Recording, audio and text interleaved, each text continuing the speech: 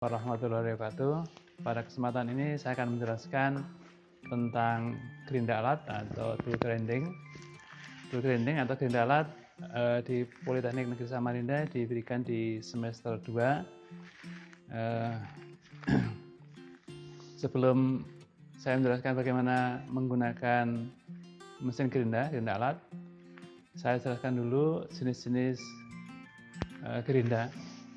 Gerinda jenisnya cukup banyak, antara lain gerinda untuk motong bahan besi, baja, aluminium, kemudian yang piringannya besar, bisa juga untuk motong jalan yang terbuat dari cor, itu gerinda potong. Kemudian jenis yang lain adalah gerinda yang untuk mengasah alat seperti matabor, cutter milling, itu gerindanya khusus. Kemudian gerinda yang untuk ngasah alat potong yang simple, ya, yang sederhana. Kemudian jenis yang lain adalah gerinda yang untuk finishing, untuk pekerjaan presisi. Ada dua macam, yaitu gerinda untuk finishing hasil bubutan. Hasil bubutan tidak bisa menghasilkan ketelitian yang tinggi, maka kalau ingin ketelitian tinggi maka akan di finishing dengan menggunakan cylindrical grinding mesin, di mana alat itu bisa mencapai ketelitian per 1000 mm. Kalau bentuknya bulat, hasil bubutan finishingnya yaitu digerinda dengan cylindrical grinding mesin. Kemudian kalau untuk benda-benda yang datar, hasil akhir dari mesin milling mau dihaluskan supaya ketelitiannya tinggi, maka digerinda dengan surface grinding. Kedua alat itu di Politeknik Negeri Samarinda memiliki, dan dalam kesempatan ini prakteknya tidak sampai di alat itu, ya. Kemudian jenis batu gerinda sendiri juga ada beberapa, bisa secara kasar digolongkan menjadi dua, gerinda lunak dan gerinda keras. Gerinda lunak digunakan untuk gerinda benda yang keras atau sangat keras. Kemudian gerinda yang keras untuk gerinda benda-benda yang relatif lunak, yang selunak besi baja, atau yang sekeras atau selunak alat-alat potong yang terbuat dari HSS seperti matabor, ya, matabor atau pahatnya bubut. Cutter milling itu terbuat dari HSS yang dia rending, itu gerindanya adalah yang gerinda keras. Kemudian kalau mau gerinda yang bahannya lebih keras lagi, sebagai contoh matabor untuk beton, itu materialnya lebih keras, itu bisa digerinda dengan gerinda yang jenisnya lunak. Gerinda lunak itu biasanya di pasaran, di toko, orang nyebut gerinda hijau. Yang membedakan gerinda itu lunak atau keras sebenarnya perkatnya. Jadi gerinda itu terbuat dari bahan adhesif dan bahan atau sebagai lemnya, kemudian bahan abrasifnya. Jadi dipadukan, kemudian dicetak, diopen pada suhu tinggi sehingga terbentuk. Yang membedakan keras dan lunaknya adalah lemnya. Manfaatnya apa? Kalau gerinda yang lunak itu lemnya lebih lunak, sehingga kalau bertemu dengan benda-benda yang keras, maka lapisan abrasifnya itu akan mudah terlepas dan ganti dengan lapisan yang lebih baru lagi, sehingga dia tajam dan biasanya butirannya lebih lembut. Itu sepintas jenis gerinda. Kemudian alat potong. Alat potong yang dipakai di pemotongan logam atau di bengkel mekanik itu ada beberapa kelompok, yaitu yang mudah dibentuk dan mudah digerinda yang bahannya dari HSS. Sebagai contoh adalah seperti ini. Ini adalah pahat bubut, ya, pahat bubut yang bahannya HSS. HS itu warnanya putih tapi bisa berkarat, ya. Ini dijual di toko dalam bentuk batangan, besar kecilnya sesuai dengan kebutuhan. Ada yang lebih kecil daripada ini separuhnya, ada yang sampai 2 kalinya. Kemudian ada yang bentuknya pipi. Ini HSS, singkatan dari High Speed Steel. Ini sudah dibuat dari pabrik dalam bentuk batangan, kemudian kita bentuk menjadi pahat bubut dengan bentuk tertentu, yaitu digerinda. Ini termasuk mudah digerinda dengan gerinda yang jenisnya keras. Kemudian alat potong yang lain yang terbuat dari ASS adalah seperti mata-bor yang warnanya hitam, yang putih, yang kekuningan, itu sama-sama terbuat dari ASS. Cuma kadang-kadang dikasih lapisan bahan yang lain. Ini mudah digerinda, harganya juga murah, cuma keterbatasnya kecepatan potongnya, cutting speed-nya agak rendah. Cutting speed-nya antara 20 sampai 25 meter per menit.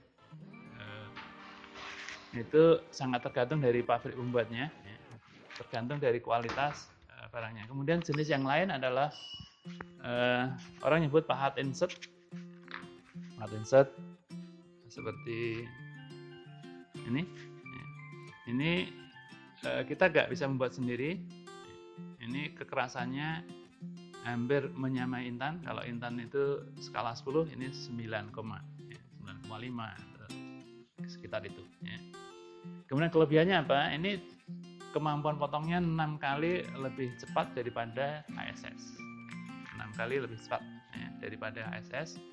Kemudian pada saat dipakai yang pahat insert, buatan pabrik nanti bagaimana cara membuatnya, ini ada videonya di YouTube dari pabrik yang membuat pahat insert, antara lain Sentik, bisa kita lihat, atau nanti di semester 5 ada mata kuliah teknik manufaktur, nanti salah satunya kita akan bahas bagaimana membuat alat-alat atau alat-alat yang teknologi pembuatannya disebut powder metallurgy.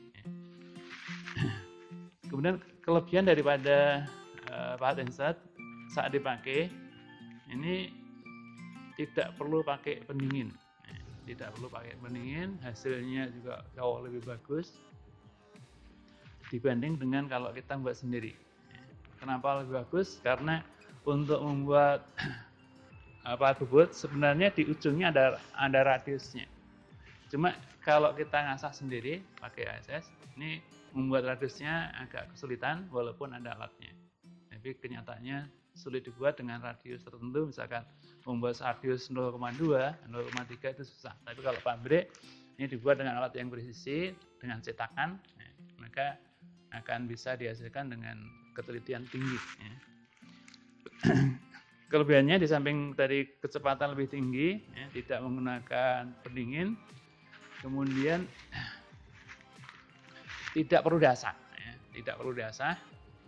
Kalau diasah maka gerinda yang nanti kita pakai seperti satu gerinda yang ini akan kalah.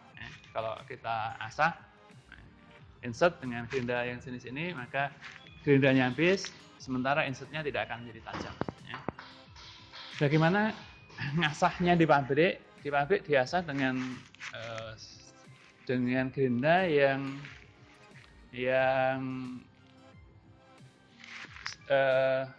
yang lebih keras daripada pahat insert, yaitu yang lapisan ininya dari diamond, lapisan insertnya dari diamond. Jadi kalau di pabrik ini setelah dicetak dia di gerinda, gerindanya pakai gerinda yang butiran pengasahnya terbuat dari intan atau diamond. Gerindanya sangat mahal, kita nggak mungkin beli yang seperti itu.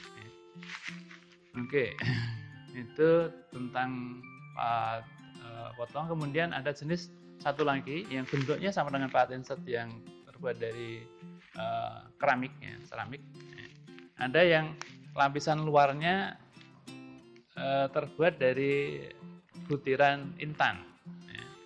Harganya cukup mahal. Kalau yang ini per bijinya kira-kira 300.000. Ya, agak mahal. Kalau yang HSS ini walaupun besar, ini harganya murah, paling sekitar 50.000.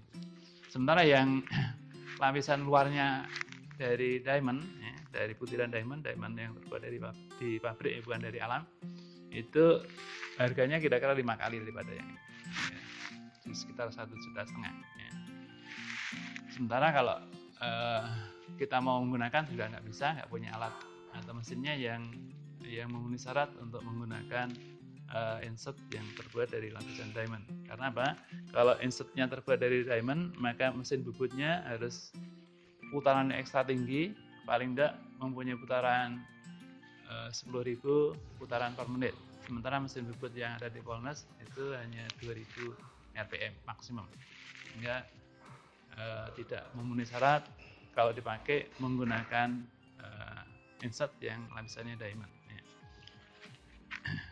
Dan lagi pula kalau mau menggunakan mesin bubut seperti itu, mesin bubutnya juga di samping putarannya sangat tinggi, dia nggak boleh terjadi vibrasi. Kalau terjadi vibrasi maka pahatnya akan rusak.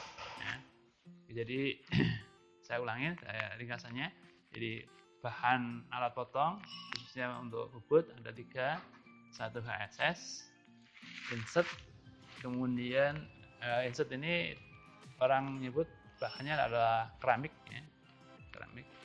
Kemudian yang satu lagi kelompok yang lapisannya terbuat dari butiran intan, ya, ada 3 kelompok. Kemudian masih ada satu lagi, ya, tapi sudah nggak terlalu populer di industri. Orang nyebut pahat karbida yang warnanya hitam, tapi sudah jarang dipakai di industri. Itu lebih keras daripada HSS. Ya. Kalau ngasahnya diasah pakai gerinda biasa nggak bisa, ngasahnya pakai gerinda yang warna hijau, ya. Warna hijau atau gerinda lunak. Seperti halnya kalau kita mau ngasah bor beton, ya, bor beton yang biasanya nggak diasah, tapi kita kalau mau kita modifikasi menjadi bor untuk ngebor besi itu harus lebih tajam, bisa diasah dengan gerinda yang warnanya hijau. Ya. Itu gerinda lunak, itu bisa makan benda yang keras, ya. Benda yang keras yang saya katakan keras itu yang kekerasannya sekeras dengan bor beton atau lebih keras lagi, ya, atau lebih keras lagi. Oke, itu mengenai bahan alat potong untuk potong logam. Oke.